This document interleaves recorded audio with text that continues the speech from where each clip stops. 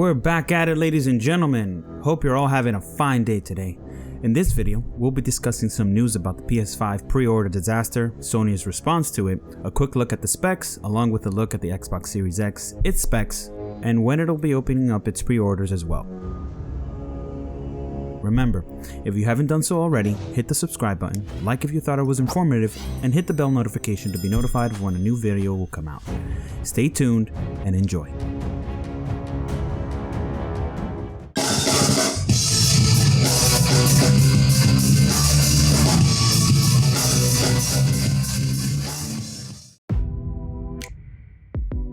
First, we will be talking about the PS5, all of its specs, and the news related to it. Then we'll go into the Xbox Series X and, we'll go from there. So first, on the left-hand side, you'll see some of the specs for the system, and we'll go over them in detail in just a second.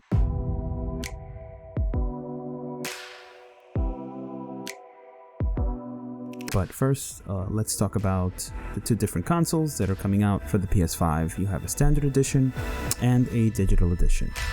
In regards to price point, the digital edition will be priced at $399 and the standard PS5 will be at $499. The official launch date for the PS5 will be November 12th, 2020. Pre-orders are already out or have already been established, but as I mentioned before, there was some issues there. We'll get into what Sony has available, but let's talk about the specs. So the PS5 will be coming out with a AMD Zen 2 based processor, 10 teraflops for the GPU, 16 gigabytes of DDR6 RAM with a bandwidth of 448 gigabytes per second. The internal storage will be an SSD with 825 gigabytes, which is less than the Xbox Series X.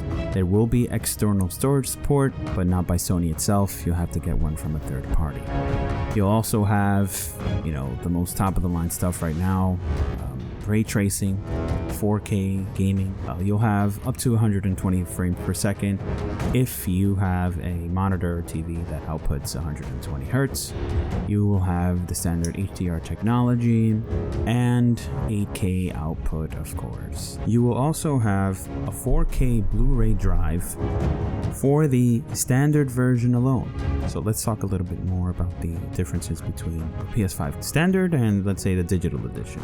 So of course, the PS5 console will consist of everything I said, but the regular $499 one will have a drive. We'll have a 4K Blu-ray drive for your viewing pleasure or, for the use of your discs and things like that. The PS5 Digital Edition will have all the same specs that I mentioned, all the same power, memory, etc., but it will not include a 4K Blu-ray drive. So that's it. That's just difference. So there you have it. Now, in regards to the pre-order nonsense that I mentioned, sites were crashing, things were being sold out instantly, and one main issue that has come about is the fact that now you have those same reserved consoles being sold on eBay for 3 to 4 times the price, and sometimes even worse, or even more. Sony has issued an apology and has announced on Twitter that they will be providing more pre-order opportunities with the retailers, but even still, the main issue going on will be the scalpers, or these people who have illegitimate ways of obtaining the pre-orders, and we lose out because they are able to gain access or get the pre-order, go on eBay and sell these things for like 3 to 4 times the price. All I would have to say is, for anyone watching, don't give in to paying more than the retail price. It's just going to feed and incentivize these people. If you want to get a little more in depth about what I'm referring to, what I'm talking about, I recommend you check out this video from Upper Echelon, who does a more in-depth analysis on the topic at hand. But for now, just try to see if we can catch those reserves when Sony brings out, and reach out to your local retailers and things like that, Best Buy, Target. But let's talk about the Xbox Series X. Let's suppose that you were able every night to dream any dream you wanted to dream. And that you could have the power within one night to dream 75 years of time. Let's have a dream which isn't under control. And then you would get more and more adventurous. And you would make further and further out gambles as to what you would dream. And finally, you would dream where you are now. There you have it. Boom.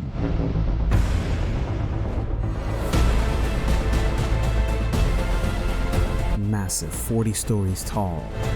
Just kidding. There we have it, the Xbox Series X. So the Xbox will be coming out with two systems, the Xbox Series X and the Series S.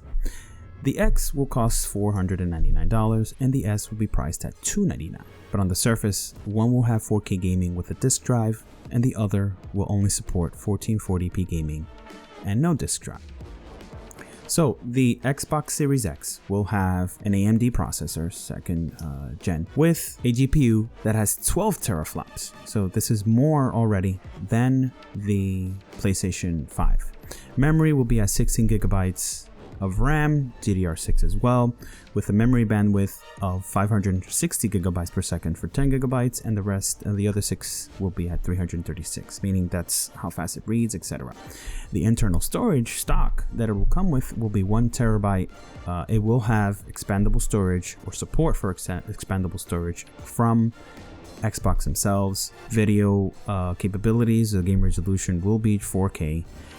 With performance targeted up to 120 frames per second, as I mentioned, if you do have a monitor or TV that outputs at that range. The high dynamic range and obviously the 4K ultra high definition Blu-ray along with it. Xbox Series S. The S will also have an AMD processor, second gen, but the GPU will only have 4 teraflops. The memory will be 10 gigabytes of GDR6 and the bandwidth will be only 224 gigabytes per second for 8 and 56 gigabytes per second for the other 2 of the total 10. Then you'll have an internal storage of 512 gigabytes and expandable storage support as well, similar to the Xbox Series X. The gaming resolution, as I mentioned, will only be 1440p, not 4K. Performance is also up to 120 frames per second. Now let's get into what I think, in my opinion, will be like the game changer in regards to more consoles being sold and things like that, will be the all-inclusive pass to Xbox, which is the Xbox Game Pass, Ultimate, etc. But what they're doing is like pretty amazing. As of the date of this video, Sony has not done the same. They are incorporating the Xbox Game Pass with a monthly subscription to also obtain the console. So you'll be able to get the Xbox Series X for $34.99 a month. And that's it, with the added bonus of the Xbox Game Pass and all the craziness. And the same thing for the Xbox Series S for $24.99. You'll be able to get the subscription for the Game Pass and the console. And that's about it, you're done. So in my opinion, I think this will incentivize a lot more people to purchase it for without having to dish out $500-600 all at once.